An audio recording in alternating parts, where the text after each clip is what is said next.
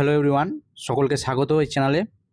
তোমরা যারা আগামীতে মাধ্যমিক পরীক্ষা দেবে 2027 সালে, ইতিহাস বিষয় থেকে তোমাদের জন্য গুরুত্বপূর্ণ কিছু কোশ্চেন আনা হয়েছে। এই প্রশ্নগুলো খুবই গুরুত্বপূর্ণ তোমাদের আগামী মাধ্যমিক 2027-এর জন্য। তো যারা যারা চ্যানেলে এসেছো এবং ভিডিওটা যারা দেখছো, অবশ্যই চ্যানেলটিকে সাবস্ক্রাইব করো যদি নতুন হয়ে থাকো, এবং এরকম ভিডিও পাওয়ার জন্য। আর অবশ্যই ভিডিওটি বন্ধুদের মাঝে শেয়ার করে দিও বেশি করে। তো চলো, আজকে যে গুরুত্বপূর্ণ প্রশ্নগুলো রয়েছে আমাদের ইতিহাস বিষয় থেকে, দ্বিতীয় অধ্যায় থেকে, যেটা চ্যাপ্টারের নাম হচ্ছে তোমাদের অধ্যায়ের নাম হচ্ছে সংস্কার, বৈশিষ্ট্য ও পর্যালোচনা। এই বিষয়টা আর এই চ্যাপ্টারটা ভীষণ গুরুত্বপূর্ণ। এখান থেকে অনেকগুলোই প্রশ্ন থাকবে তোমাদের। তো যেগুলো বেশি ইম্পর্টেন্ট, যেগুলো অবশ্যই আসবে তোমাদের পরীক্ষাতে, সেই প্রশ্নগুলো এখানে আলোচনা করা হয়েছে। তো কি প্রশ্নগুলো রয়েছে? সব প্রশ্নগুলোই রয়েছে এখানে। এমসিকিউ, এক কথায় উত্তর দাও, 2 মার্কের কোশ্চেন, 4 মার্কের কোশ্চেন এবং 8 মার্কের কোশ্চেন এই চ্যাপ্টার থেকে রাখা হয়েছে। তো যেগুলো প্রশ্ন এখানে আমরা দেখব। তো চলো, বেশি কথা না বাড়িয়ে ভিডিওটা শুরু করা যাক। প্রথমে আমরা এখান থেকে 40-50টার মতো এমসিকিউ কোশ্চেন যেগুলো গুরুত্বপূর্ণ রয়েছে সেগুলো আলোচনা করব। তো প্রথম প্রশ্ন এখানে তোমাদের সামনে দেখতে পাচ্ছ যে রাখা হয়েছে, সংবাদ প্রভাকর এর সম্পাদক কে ছিলেন? তো সংবাদ প্রভাকরের যে সম্পাদক ছিলেন সেটা হচ্ছে ঈশ্বরচন্দ্র গুপ্ত। ঈশ্বরচন্দ্র গুপ্ত হচ্ছেন সম্পাদক ছিলেন। এরপরে হচ্ছে 2 নম্বর প্রশ্ন, বামাবোধিনী পত্রিকার প্রথম সম্পাদক কে ছিলেন? বামাবোধিনী পত্রিকার প্রথম সম্পাদক ছিলেন, এটা হচ্ছে উমেশচন্দ্র দত্ত। বামাবোধিনী পত্রিকা প্রকাশিত হতো, বামাবোধিনী বলে একটা সভা গঠন করা হয়েছিল। আর এই সভা যেহেতু মহিলাদের জন্য ছিল, বামা শব্দের অর্থ হচ্ছে মহিলা, তো মহিলাদের দিয়ে এই সভাটা গঠন করা হয়েছিল। তো এই সভা থেকে যে পত্রিকাটা প্রকাশিত হয়েছিল সেই পত্রিকাটার নাম হচ্ছে বামাবোধিনী পত্রিকা, যার সম্পাদক ছিলেন বা এডিটর ছিলেন উমেশচন্দ্র দত্ত। পরবর্তী প্রশ্ন 3 নম্বর, বাংলায় সংবাদপত্রের সূচনা ঘটায় কোন পত্রিকা? তো এটা বাংলায় যেহেতু জিজ্ঞেস করা হয়েছে, তো এটা হয়ে যাবে বেঙ্গল গেজেট। এটা কলকাতা থেকে শুরু হয়েছিল 1780 সালে। কে শুরু করেছিল? James Augustus Hicky. একে হিকিস গেজেটও বলা হয় তাই জন্য। নেক্সট কোশ্চেন হচ্ছে 4 নম্বর, গ্রাম বার্তা প্রকাশিকা সম্পাদক ছিলেন, এই যে পত্রিকা এটা গ্রাম বার্তা প্রকাশিকার সম্পাদক কে ছিলেন? তো এটা হয়ে যাবে হরিনাথ মজুমদার। এই হরিনাথ মজুমদার যে রয়েছে, এই হরিনাথ মজুমদারের একটা নাম রয়েছে যেটা নাম হচ্ছে কাঙাল হরিনাথ বলা হয়ে থাকে। নেক্সট হচ্ছে জেনারেল কমিটি ও public instruction. General committee of public instruction, GCPI এর যে জনশিক্ষা কমিটি, এটা কবে গঠন করা হয়েছিল? এর সঠিক উত্তর হয়ে যাবে 1823 খ্রিস্টাব্দে। এটা মূলত একটা শিক্ষা বিষয়ক কমিটি, যেখানে ভারতের শিক্ষার অগ্রগতি সম্পর্কে এই কমিটি বা এই সমিতির মধ্যে আলোচনা করা হতো। নেক্সট কোশ্চেন হচ্ছে, ভারতবর্ষীয় ব্রাহ্ম সমাজের প্রতিষ্ঠাতা কে? ভারতবর্ষীয় ব্রাহ্ম সমাজের প্রতিষ্ঠাতা হচ্ছে কেশবচন্দ্র সেন। নেক্সট কোশ্চেন, 1893 খ্রিস্টাব্দে বিশ্ব ধর্মের সম্মেলন যে অনুষ্ঠিত হয়েছিল সেটা কোথায় হয়েছিল? এটা হয়েছিল মার্কিন যুক্তরাষ্ট্রের শিকাগো শহরে। প্রত্যেকেরই জানা, স্বামী বিবেকানন্দ সেই সম্মেলনের যোগদান করেছিলেন। শিকাগো শহর। নেক্সট কোশ্চেন হচ্ছে 8 নম্বর,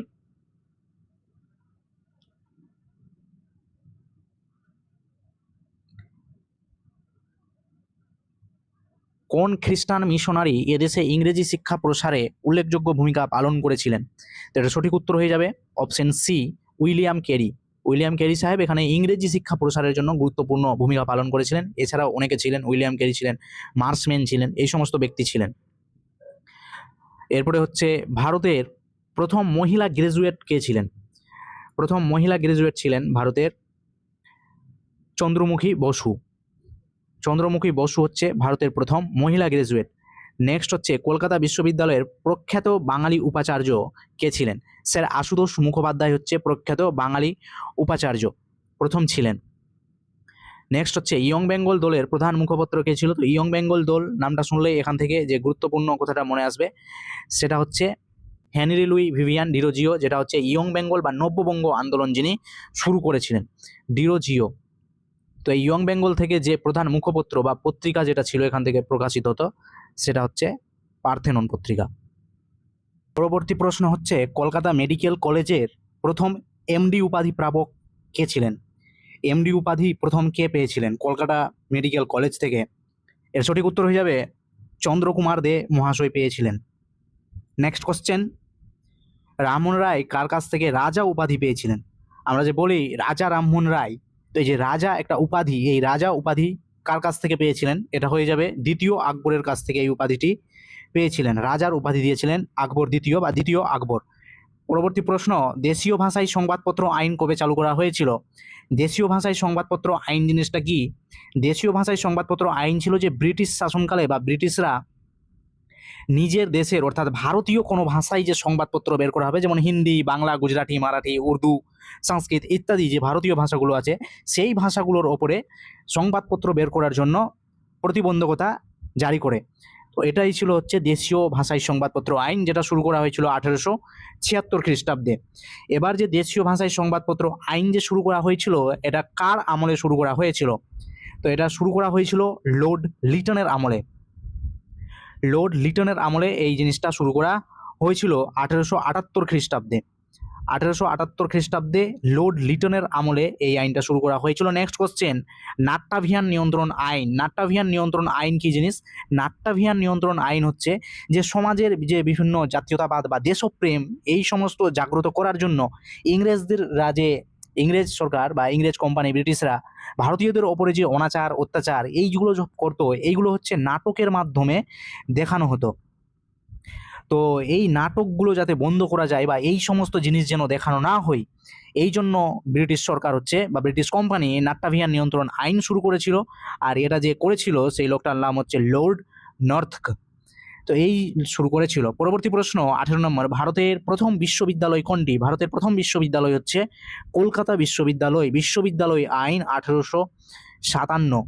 বিশ্ববিদ্যালয় আইন 1857 তৈরি করা হয় এবং 1857 সালে তৈরি করা আইনের উপরে ভারতের প্রথম বিশ্ববিদ্যালয় কলকাতা বিশ্ববিদ্যালয় তৈরি করা হয়। পরবর্তীতে আবার মাদ্রাজে এবং বোম্বাইয়ে এই বিশ্ববিদ্যালয়গুলো শুরু করা হয়েছিল, কিন্তু প্রথম ভারতের বিশ্ববিদ্যালয় হচ্ছে কলকাতা বিশ্ববিদ্যালয়। গ্রাম বার্তা প্রকাশিকা প্রকাশিত হতো, এটা একটা পত্রিকা। গ্রাম বার্তা প্রকাশিকা এটা পত্রিকা। এই পত্রিকাটা কোথা থেকে প্রকাশিত হতো? এটা হতো বাংলাদেশের কুষ্টিয়া থেকে। বর্তমান বাংলাদেশ, তখন তো অভিন্ন বাংলাদেশ ছিল। তো যে বাংলার বর্তমান বাংলাদেশ এবং সেই সময়কার অভিন্ন বাংলা যেটা ছিল, যে সেই বাংলা থেকে কুষ্টিয়া থেকে এই পত্রিকাটা প্রকাশিত হতো। নেক্সট হচ্ছে, ভারতে প্রথম পাশ্চাত্য যে শিক্ষার সূত্রপাত সেটা কোথা থেকে শুরু হয়েছিল? এটা শুরু হয়েছিল পাশ্চাত্য শিক্ষার সূত্রপাত বাংলা থেকে। নেক্সট কোশ্চেন, ব্রাহ্ম সমাজ কবে প্রতিষ্ঠিত হয়? ব্রাহ্ম সমাজ প্রতিষ্ঠিত হয়েছিল 1878 সালে। পরবর্তী প্রশ্ন, বাংলায় কোন শতকে নবজাগরণের শতক বলা হয়? কোন শতককে নবজাগরণের শতক বলা হয়? তো এটা হচ্ছে ঊনবিংশ শতককে নবজাগরণের শতক বলা হয়। ঊনবিংশ শতক মানে হচ্ছে আমাদের 1801 থেকে 1900 সাল পর্যন্ত সময়কে বলা হয় ঊনবিংশ শতক। এবং বিংশ শতক যেটা লেখা রয়েছে, এই যে বিংশ শতক, এই বিংশ শতক হচ্ছে 1901 সাল থেকে 2000 সাল পর্যন্ত হচ্ছে বিংশ শতক। একবিংশ শতক হচ্ছে এই 2001 সাল থেকে শুরু করে 2100 সাল পর্যন্ত, এটাকে বলা হচ্ছে বিংশ শতক, একবিংশ শতক। এরপরে হচ্ছে অষ্টাদশ শতক যেটা রয়েছে, এটা হচ্ছে 1701 থেকে শুরু করে 1800 সালকে বলা হয় অষ্টাদশ শতক। নেক্সট কোশ্চেন, ব্রহ্মানন্দ উপাধি কার ছিল? ব্রহ্মানন্দ উপাধি ছিল কেশবচন্দ্র সেনের। রামকৃষ্ণ মিশন কবে প্রতিষ্ঠিত হয়? রামকৃষ্ণ মিশন প্রতিষ্ঠিত হয়েছিল 1897 খ্রিস্টাব্দে এবং এই রামকৃষ্ণ মিশন কে প্রতিষ্ঠা করেছিল? স্বামী বিবেকানন্দ মহাশয় এই মিশনটিকে প্রতিষ্ঠা করেছিল, স্বামী বিবেকানন্দ মহাশয়। নেক্সট কোশ্চেন, আদি ব্রাহ্ম সমাজের প্রধান নেতা কে ছিলেন? আদি ব্রাহ্ম সমাজ যে ছিল সেটা ছিল নেতা দেবেন্দ্রনাথ ঠাকুর মহাশয়। পরবর্তী প্রশ্ন, বামাবোধিনী পত্রিকার সম্পাদক কে ছিলেন? বামাবোধিনী পত্রিকার সম্পাদক, এটা প্রথমেই আলোচনা করা হয়েছিল, বামাবোধিনী, এটা হচ্ছে উমেশ চন্দ্র দত্ত মহাশয়। নেক্সট প্রশ্ন হচ্ছে, সাধারণ ব্রাহ্ম সমাজ প্রতিষ্ঠা হয় কবে?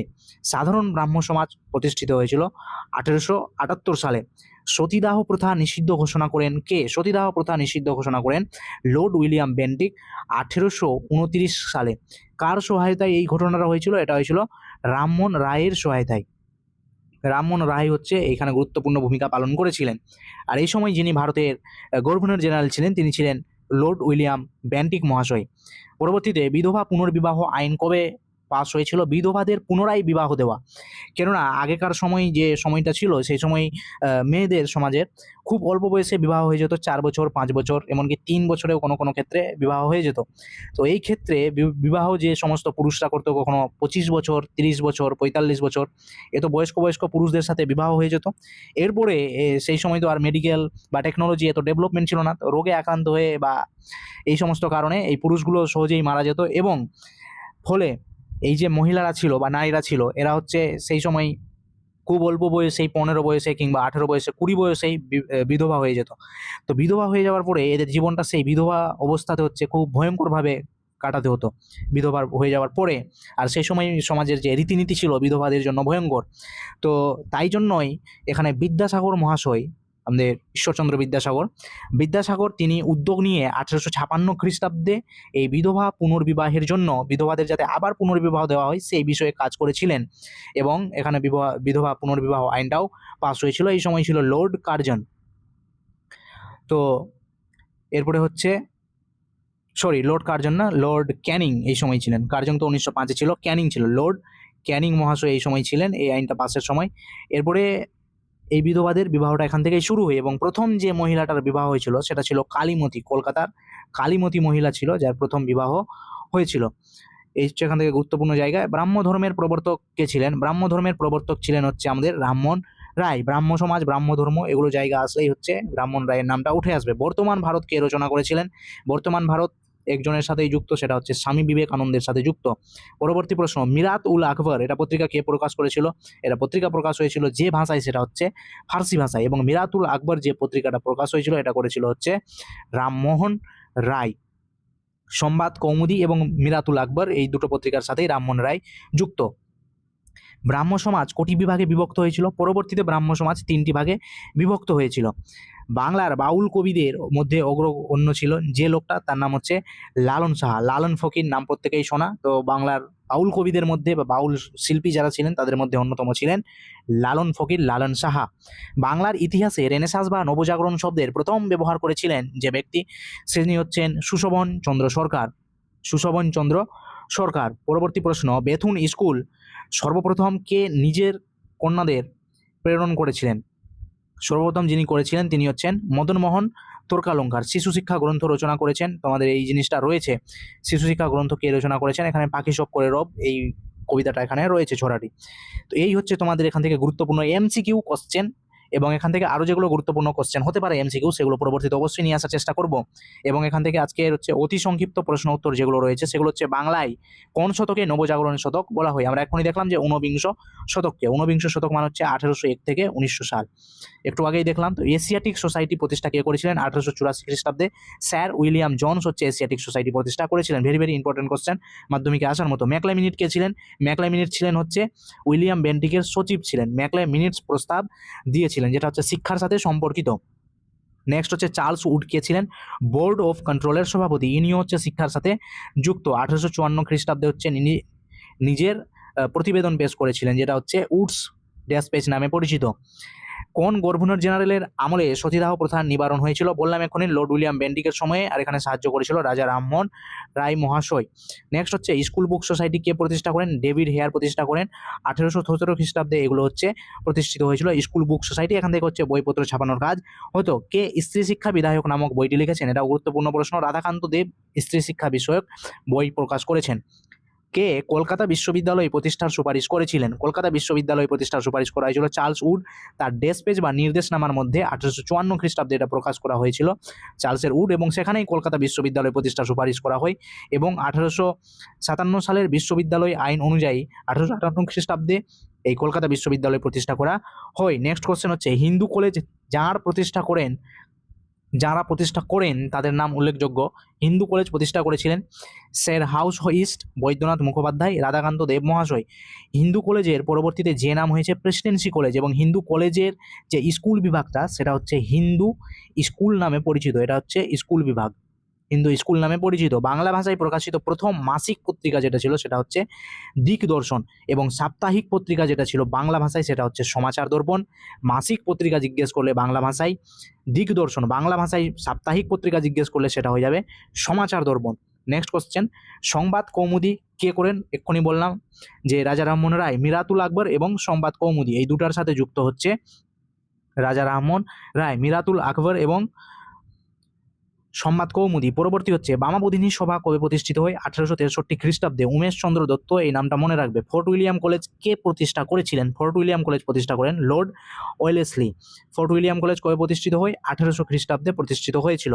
ফোর্ট উইলিয়াম কলেজ কবে প্রতিষ্ঠিত হয়? যেখানে দেওয়া রয়েছে 1800 খ্রিস্টাব্দে। শ্রীরামপুর কলেজ কত খ্রিস্টাব্দে প্রতিষ্ঠিত হয়? শ্রীরামপুর কলেজ প্রতিষ্ঠিত হয় 1818 খ্রিস্টাব্দে। হুতুম পেচার নকশা কার লেখা? কালীপ্রসন্ন সিংহ। কালীপ্রসন্ন সিংহের ছদ্ম নাম হচ্ছে হুতুম পেচার। তো এখান থেকেই মিলিয়ে রাখা হয়েছে। কত খ্রিস্টাব্দে ম্যাকলে মিনিট তার প্রতিবেদন পেশ করে? 1835 খ্রিস্টাব্দে তার প্রতিবেদন যেটা ছিল মিনিটস, ম্যাকলে মিনিটস, সেটা হচ্ছে পেশ করে। এখানে মিনিট শব্দের অর্থ হচ্ছে প্রস্তাব, মিন ইটস।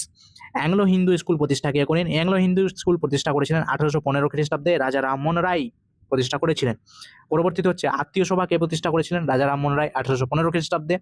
পরবর্তী প্রশ্ন হচ্ছে সতীদাহ প্রথা নিবারণ আইন কে পাস করেছিলেন? লর্ড উইলিয়াম বেন্টিক 1829 খ্রিস্টাব্দে রাজা রামমোহন রায়ের সহায়তায়। আধুনিক ভারতের জনক কাকে বলা হয়? রাজা রামমোহন রায়কে। কি জন্য বলা হয়? এই সমস্ত কারণের জন্যই বলা হয়। সমাজে যে সমস্ত অনাচার, তারপরে অসামাজিক যে সমস্ত রীতিনীতি, এগুলোকে তিনি আইনের চোখে হচ্ছে মানে সমাজের মানুষের কাছে হচ্ছে তিনি তুলে ধরেছিলেন যে এই জিনিসগুলো হচ্ছে সমাজের জন্য ক্ষতিকর। এই জন্যই তাকে আধুনিক ভারতের জনক বলা হয়। নববঙ্গ গোষ্ঠীর দুটো মুখপত্র অর্থাৎ পত্রিকা, একটা হচ্ছে এনকোয়ারার এবং হচ্ছে জ্ঞানেশ্বর, এবং পার্থেনন পত্রিকাটাও হচ্ছে নববঙ্গের সাথে যুক্ত, বা ইয়ং বেঙ্গল গোষ্ঠী যেটা রয়েছে। হাজী মোহাম্মদ মহিসিন কে ছিলেন? হাজী মোহাম্মদ মহিসিন ছিলেন একজন ধর্মপ্রাণ মহান লোক হিতৈষী ব্যক্তি। ইনি হচ্ছে যে সমস্ত দরিদ্র মানুষ ছিলেন, সমাজের গরিব মানুষ, দরিদ্র মানুষ, তাদেরকে তিনি হচ্ছে আর্থিকভাবে হোক বা যেভাবে হোক তিনি সাহায্য করেছিলেন, সর্বদা মানুষের পাশে ছিলেন। যতমত ততপথ, এই মতবাদের প্রবক্তাকে রামকৃষ্ণ দেব, শ্রীরামকৃষ্ণ মিশন কে প্রতিষ্ঠা করেন? স্বামী বিবেকানন্দ 1897 খ্রিস্টাব্দে। নেক্সট হচ্ছে সত্যমিথ্যা নির্বাচন করো। সত্যমিথ্যা হচ্ছে ম্যাকলে এবং আলেকজান্ডার ছিলেন পাশ্চাত্যবাদী, একদম সত্য কথা। পরবর্তী হচ্ছে নীলদর্পণ নাটক ইংরেজিতে অনুবাদ করেছিলেন জেমস লং, এটা হচ্ছে মিথ্যা। পরবর্তী হচ্ছে রামকৃষ্ণ মিশন প্রতিষ্ঠা করেছেন, ভুল। এটা হচ্ছে আমরা এখনই দেখলাম যে এটা করেছিলেন হচ্ছে আমাদের যে লোকটা ছিলেন স্বামী বিবেকানন্দ, তিনি হচ্ছে এই জিনিসটা প্রতিষ্ঠা করেছিলেন। পরবর্তী প্রশ্ন হচ্ছে নাট্যাভিনয় নিয়ন্ত্রণ আইন পাস হয় 1876 খ্রিস্টাব্দে, একদম সত্যি কথা, এটা আমরা দেখেছি একটু আগেই। পরবর্তী প্রশ্ন হচ্ছে এটা হচ্ছে হুতুম পেচার নকশা, এখানে ভুল দেওয়া রয়েছে, ছুতম লেখা আছে, এটা ভুল। হুতুম পেচার নকশা যেটা রয়েছে এটা ব্যঙ্গাত্মক রচনা, সত্য জিনিস, সত্য কথা। বোর্ড অফ কন্ট্রোলের সভাপতি ছিলেন স্যার চার্লস উড, সত্য কথা। পরবর্তী প্রশ্ন মদন মোহন তর্কালঙ্কার বেথুনকে ক্যালকাটা ফিমেল স্কুল প্রতিষ্ঠা করতে সাহায্য করেছিলেন, সত্য কথা। পরবর্তী প্রশ্ন কলকাতা ছিল বাংলা নবজাগরণ প্রধানের প্রাণকেন্দ্র, ঠিক, কারণ কলকাতা থেকে এই সমস্ত যা ছিল আন্দোলন, এখান থেকে এই সমস্ত জিনিস ঠিক করা হতো। নব্যবঙ্গ গোষ্ঠীর প্রাণপুরুষ ছিলেন ডেভিড হেয়ার, এটা মিথ্যা। এটা কে ছিল? এটা হয়ে যাবে হেনরি লুই ভিভিয়ান ডিরোজিও। পরবর্তী প্রশ্ন হচ্ছে ম্যাকলে মিনিটস পরিবর্তিত হয়ে লর্ড বেন্টিকের আমলে, ঠিক, সত্য কথা, 1829 খ্রিস্টাব্দে। পরবর্তী হচ্ছে হরিনাথ মজুমদার পরিচিত ছিলেন কাঙাল হরিনাথ নামে, এটা আমি বলেছিলাম একবার, আর সত্য কথা। আত্মীয় সভা পরবর্তীকালে ব্রাহ্ম সমাজ নামে পরিচিত হয়, এটা হচ্ছে সত্যি কথা। এরপরে হচ্ছে এক কথায় উত্তর দাও। সংক্ষিপ্ত প্রশ্ন উত্তর, বামাবোধিনী পত্রিকার উদ্দেশ্য কি ছিল? বামাবোধিনী পত্রিকার উদ্দেশ্য ছিল 1836 খ্রিস্টাব্দে সমাজের অস্ত্র পুরুষ আর মহিলাদের শিক্ষাদানের মাধ্যমে পুরুষ সমাজের শাসন থেকে মুক্তি দান করা মহিলাদেরকে, তো মহিলাদেরকে হচ্ছে শিক্ষাদান করে এবং তাদেরকে স্বাবলম্বী করে তোলা, এই জিনিসটাই বা এই আন্দোলনটাই চালিয়েছিল বামাবোধিনী সভা বা বামাবোধিনী পত্রিকা। বামা শব্দের অর্থই হচ্ছে নারী, আর যেখানে শব্দের নারী রয়েছে তো সেখানে হচ্ছে মহিলাদের সাথে এই জিনিসটা যুক্ত থাকবে। হুতম প্যাঁচার নকশা কবে প্রকাশিত হয়েছিল? এটা হচ্ছে লিখেছেন কালীপ্রসন্ন সিংহ মহাশয়, এবং এই গ্রন্থটি 1862 খ্রিস্টাব্দে প্রথম খণ্ড প্রকাশিত হয়েছিল এবং দ্বিতীয় খণ্ড প্রকাশিত হয়েছিল 1864 খ্রিস্টাব্দে। ম্যাকলে মিনিট কি? ম্যাকলে মিনিট হচ্ছে এটা হচ্ছে উইলিয়াম বেন্টিকের আইন সচিব ছিলেন ম্যাকলে। এরপরে হচ্ছে 1835 খ্রিস্টাব্দে তিনি শিক্ষার জন্য একটা প্রতিবেদন পেশ করেছিলেন, যেটা হচ্ছে ম্যাকলে মিনিট প্রতিবেদন নামে পরিচিত। পরবর্তী প্রশ্ন হচ্ছে গ্রাম বার্তা প্রকাশিকায় সমাজে কোন দিকগুলি তুলে ধরা হয়েছে? তো এখানে হচ্ছে জমিদার, নীলকর, মহাজন, চাষি প্রভৃতি সম্প্রদায়ের উল্লেখ রয়েছে। কাঙাল হরিনাথ সম্পাদিত পত্রিকায় সুদখোর মহাজন, অত্যাচারী নীলকর সাহেবদের কথা, জমিদার শ্রেণীরা যে শোষণ করত, চাষিদের ওপরে তীব্র অত্যাচার করত, সেই কথাই কাঙাল হরিনাথ তার এই যে পত্রিকা গ্রাম বার্তা প্রকাশিকা সেখানে তিনি তুলে ধরেছিলেন। পরবর্তী প্রশ্ন হচ্ছে উডের ড্যাশ প্যাচ কি? Very very important question. বা পাশ্চাত্য শিক্ষা প্রসারে এই যে ম্যাগনা কার্টা, এই উডের ডেসপ্যাচকেই ম্যাগনা কার্টা বলা হয়। এটার কি সম্পর্কিত? তো বোর্ড অফ কন্ট্রোলের সভাপতি ছিলেন, যেটা হচ্ছে একটা শিক্ষা সম্পর্কিত একটা বোর্ড। চার্লস উড 1854 খ্রিস্টাব্দে শিক্ষা সংক্রান্ত যে নির্দেশনামা ঘোষণা করেছিলেন তা পাশ্চাত্য শিক্ষা বিস্তারের ম্যাগনা কার্টা বা উডের ডেসপ্যাচ নামে পরিচিত। উডের ডেসপ্যাচের সুপারিশগুলো কি ছিল? উডের ডেসপ্যাচ সুপারিশ করেছিল যে কলকাতা, বোম্বাই এবং মাদ্রাজে বিশ্ববিদ্যালয় প্রতিষ্ঠা করা হবে, এবং যার মাধ্যমে প্রথম কলকাতাতে বিশ্ববিদ্যালয় স্থাপিত হয়েছিল। এছাড়াও যেটা গুরুত্বপূর্ণ বিষয়, সেখানে বলা হয়েছিল যে আলাদা করে একটা শিক্ষা দপ্তর গঠন করতে হবে, এডুকেশন ডিপার্টমেন্ট একটা আলাদা করে গঠন করতে হবে। সব কিছুর মিক্স করে এডুকেশনকে চালানো অসম্ভব, তাই জন্য আমাদের প্রথম কাজ হচ্ছে আলাদা করে শিক্ষা ডিপার্টমেন্ট তৈরি করা। এই ডিপার্টমেন্টের কাজই থাকবে যে শিক্ষা বিষয়ক বিভিন্ন জিনিস গবেষণা করা, নীতি নির্ধারণ করা। এবং যেটা বলেছিল শিক্ষক শিক্ষণ বিদ্যালয়, অর্থাৎ টিচার এডুকেশন, টিচারদের ট্রেনিং দেওয়ার কথা এখানে বলেছিল। টিটি মানে হচ্ছে টিচার ট্রেনিং এর কথা এখানে বলেছিল। যারা পড়াতে যাবে তারা যদি সঠিকভাবে না জানে যে কিভাবে পড়াতে হয়, এই জিনিসগুলোতে সমস্যা রয়েছে। তো টিচার এডুকেশনের কথা ফার্স্ট বলেছিল এই উডের ডেসপ্যাচে। সরকারি অনুদান দিয়ে বিদ্যালয়গুলোকে উন্নত করা, সরকার হচ্ছে বিদ্যালয়গুলোকে টাকা পয়সা দিয়ে বিভিন্নভাবে সাহায্য করবে। নারী শিক্ষার কথা এখানে বলা হয়েছিল এই প্রতিবেদনের মাধ্যমে। তো এইগুলো গুরুত্বপূর্ণ জায়গা রয়েছে। পরবর্তী প্রশ্ন, এই স্কুল বুক সোসাইটি যে কে, কেন, এরা কবে প্রতিষ্ঠা করেছিল? তো স্কুল বুক সোসাইটি প্রতিষ্ঠা করা হয়েছিল ডেভিড হেয়ারের উদ্যোগে 1818 খ্রিস্টাব্দে। কেন প্রতিষ্ঠা করা হয়েছিল? কারণ সেই সময় বাংলার বিভিন্ন অঞ্চলে বিদ্যালয় প্রতিষ্ঠা করা হয়েছিল, এবং এই বিদ্যালয়গুলোতে বইপত্র সরবরাহ করার জন্য এই স্কুল বুক সোসাইটি প্রতিষ্ঠা করা হয়। বইপত্র ছাপার জন্য, বইপত্র কিভাবে তৈরি করা হবে এইগুলোর জন্য এই স্কুল বুক সোসাইটি প্রতিষ্ঠা করা হয়েছিল। পরবর্তী প্রশ্ন, প্রাচ্য ও পাশ্চাত্য দ্বন্দ্বের অবসান কিভাবে হয়েছিল? প্রাচ্য এবং পাশ্চাত্য দ্বন্দ্ব কি হালকা করে একটু বলে দিই। প্রাচ্য মানে হচ্ছে এখানে হচ্ছে বেদ বা সংস্কৃত বা উর্দু, এইগুলো ভাষায় শিক্ষা দেওয়ার কথা এখানে বলা হচ্ছিল। এবং পাশ্চাত্য শিক্ষা মানে হচ্ছে ইউরোপীয় শিক্ষা, ইংরেজি ভাষায় শিক্ষা। এইবারে এখানে একটা দল ছিল যারা বলছিল যে এই প্রাচ্য ভাষায় শিক্ষা দেওয়া হবে, এবং আরেকটা দল ছিল যারা বলছিল যে পাশ্চাত্য ভাষায় শিক্ষা দেওয়া হবে। এবার বাংলার যে সমস্ত শিক্ষিত শ্রেণী ছিল তারা বলছিল যে পাশ্চাত্য শিক্ষা আমাদের অবশ্যই গ্রহণ করতে হবে, কারণ আমরা যদি ইংরেজি ভাষায় শিক্ষা গ্রহণ না করি তাহলে সেক্ষেত্রে আমাদের হচ্ছে ইংরেজদের থেকে আমরা পিছিয়ে পড়বো, কারণ অলরেডি বাংলায় যে ইংরেজ শাসন শুরু হয়ে গেছে, ব্রিটিশ শাসন। তো এই ক্ষেত্রে তাদের যে নীতি নির্ধারণ, তাদের ব্যাপারগুলো বোঝার জন্য আমাদের তাদের মতো করে শিক্ষা গ্রহণ করাটা অবশ্যই জরুরি। এখন তারা হচ্ছে সমস্ত কাজ ইংরেজিতে করে, এরপরে আমরা যদি এই ইংরেজি শিক্ষা গ্রহণ না করি এবং নিজের দেশের প্রতি, নিজের ভাষার প্রতি যদি আঁকড়ে ধরে থাকি, তাহলে হচ্ছে তাদের নীতি, তাদের বিষয় আশয় আমরা কিছুই বুঝতে পারবো না। তো সেক্ষেত্রে আমাদের একটা অসুবিধা তৈরি হবে, এবং আমরা যে দেশপ্রেম বা এই যে স্বাধীনতার কথা যে আমরা বলছি, সেক্ষেত্রে কিন্তু আরও অনেকটা বিলম্ব হবে, বা সেক্ষেত্রে আমরা স্বাধীনতা পাওয়ার কিন্তু মুশকিলে পড়ে যেতে পারি। তো বাংলার যে সমস্ত শিক্ষিত শ্রেণী ছিল তারা অবশ্যই চাইছিল যে পাশ্চাত্য ভাষায় বা ইংরেজি শিক্ষা যে ইউরোপীয় কালচার দিতে চাইছে সেটাকে অবশ্যই গ্রহণ করতে হবে। অবশ্যই আমরা মাতৃভাষায় উর্দু, সংস্কৃত, বেদ অবশ্যই পড়বো, কিন্তু এর সাথে সাথে আমাদের পাশ্চাত্য শিক্ষাটাও জরুরি। তো এখানে দুটো দলে বিভক্ত ছিল, একটা ছিল যারা পাশ্চাত্য, এবং আরেকটা দল ছিল যারা বলছিল প্রাচ্য বিষয়ে শিক্ষা গ্রহণের কথা। তো এটাই হচ্ছে পাশ্চাত্য বনাম প্রাচ্যর দ্বন্দ্ব।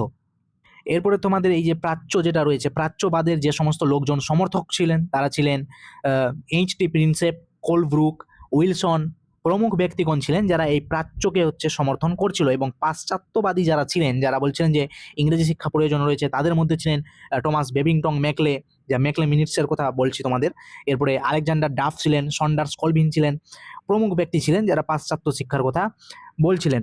এরপরেই হচ্ছে তোমাদের যেগুলো রয়েছে জনশিক্ষা কমিটি 1823 খ্রিস্টাব্দে, এগুলো হচ্ছে কেন্দ্র করে গঠন করা হয়। 1835 খ্রিস্টাব্দে তোমাদের মেকলে মিনিটস, এগুলো পরপর আসতে থাকে। এবং সে পরবর্তীতে এই যে পাশ্চাত্য বনাম প্রাচ্যের যেটা দ্বন্দ্ব, সেটা হচ্ছে পরবর্তীতে সমাপ্ত হয়ে যায়।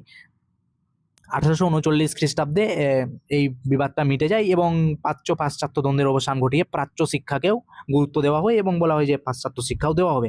নেক্সট হচ্ছে শ্রীরামপুরী ত্রয়ী কাদের বলা হয়? শ্রীরামপুর ত্রয়ী বলা হয় খ্রিস্টান মিশনারি যারা ছিলেন, যে উইলিয়াম ক্যারি, উইলিয়াম ওয়ার্ড এবং মার্সম্যান, এরা হচ্ছে মূলত ইংরেজি শিক্ষার উপর জোর দিয়েছিল বাংলায়, এবং ইংরেজি শিক্ষাকে গুরুত্বপূর্ণ বলে মনে করেছিল, এবং ইংরেজি শিক্ষার জন্য বিভিন্ন রকম বই, পুস্তক, পত্রিকা এগুলো এরা বের করা বা ছাপাই করার কাজ করছিল। স্কুল বুক সোসাইটি প্রতিষ্ঠার উদ্দেশ্য কি ছিল বললাম, গরিব দুস্থ এই সমস্ত ছাত্রদের বিনামূল্যে পাঠ্যপুস্তক বিতরণ করা। বিদ্যালয় এই সময় অনেকগুলো প্রতিষ্ঠিত হয়েছিল, তো সেই বিদ্যালয়গুলোতে বইপত্র সরবরাহ করা, এইগুলোর জন্যই হচ্ছে স্কুল বুক সোসাইটি প্রতিষ্ঠিত হয়েছিল। নেক্সট হচ্ছে নববিধান বা নববিধান ব্রাহ্ম সমাজ কি? 1880 খ্রিস্টাব্দে কেশবচন্দ্র সেনের নেতৃত্বে ভারতীয় ব্রাহ্ম সমাজ প্রবর্তিত হয়ে একটা নতুন সমাজ গড়ে ওঠে, নতুন একটা সভা গড়ে ওঠে যার নাম হচ্ছে নববিধান ব্রাহ্ম সভা। নেক্সট হচ্ছে কবে কার নেতৃত্বে ব্রাহ্ম সমাজ গড়ে ওঠে?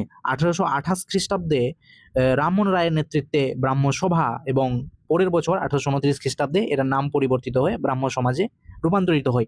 লালন ফকির কে ছিলেন? লালন ফকির ছিলেন হিন্দু আর মুসলিম ধর্মশাস্ত্রের বিশ্লেষক। 19 শতকে বাংলার একজন বাউল সাধক ছিলেন লালন ফকির। লালন গীতি অনেকে শোনে হবে। নেক্সট হচ্ছে নববেঙ্গল আন্দোলন কি? তো হিন্দু কলেজের প্রফেসর ছিলেন, টিচার ছিলেন ডিরোজিও, হেনরি লুই ভিভেন ডিরোজিও, এবং তিনি তার ছাত্রদের নিয়ে ধর্মীয়, সামাজিক, পাশ্চাত্য শিক্ষা বিষয়ে যে আন্দোলন করেছিলেন, সমাজের মানুষকে যে চোখে আঙুল দিয়ে দেখিয়েছিলেন যে কোন জিনিসটা খারাপ রয়েছে, ভালো রয়েছে, এটাই হচ্ছে নব্যবঙ্গ আন্দোলন নামে পরিচিত। যেহেতু ইয়ং জেনারেশনের ছেলেমেয়েরা ছিল এবং টিচারও ইয়ং ছিলেন, তো সেক্ষেত্রে এর নামটাই দেওয়া হয়েছে নব্যবঙ্গ বা ইয়ং বেঙ্গল মুভমেন্ট বা আন্দোলন।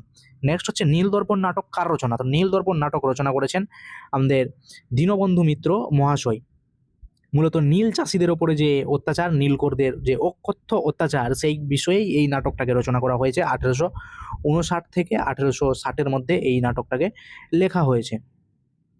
তো এই ছিল তোমাদের গুরুত্বপূর্ণ এখান থেকে প্রশ্ন। এর পরবর্তীতে যেগুলো রয়েছে সেগুলো হচ্ছে ব্রড কোশ্চেন রয়েছে, তো সেগুলো পরবর্তীতে আলোচনা করা হবে। তো যদি এই ভিডিওতে ঠিকঠাক মতো ভিউ আসে, লাইকস আসে, তাহলে পরবর্তীতে এই যে প্রশ্নগুলো রয়েছে সেগুলো আলোচনা করা হবে। নারী শিক্ষা প্রসারে বেতুন সাহেবের অবদান, শিক্ষা বিস্তারে প্রাচ্যবাদী বা পাশ্চাত্যবাদী যে বিতর্ক, সেটা গুরুত্বপূর্ণ কোশ্চেন। ডেভিড হেয়ার কেন স্মরণীয় হয়ে রয়েছেন? স্বামী বিবেকানন্দের ধর্ম সংস্কার সংক্রান্ত, প্রত্যেকটাই কিন্তু গুরুত্বপূর্ণ কোশ্চেন। তো এখান পর্যন্তই থাকছে, দেখা হচ্ছে পরের ভিডিওতে। ততক্ষণের জন্য থ্যাংক ইউ সো মাচ সকলকে এই ভিডিওতে দেখার জন্য।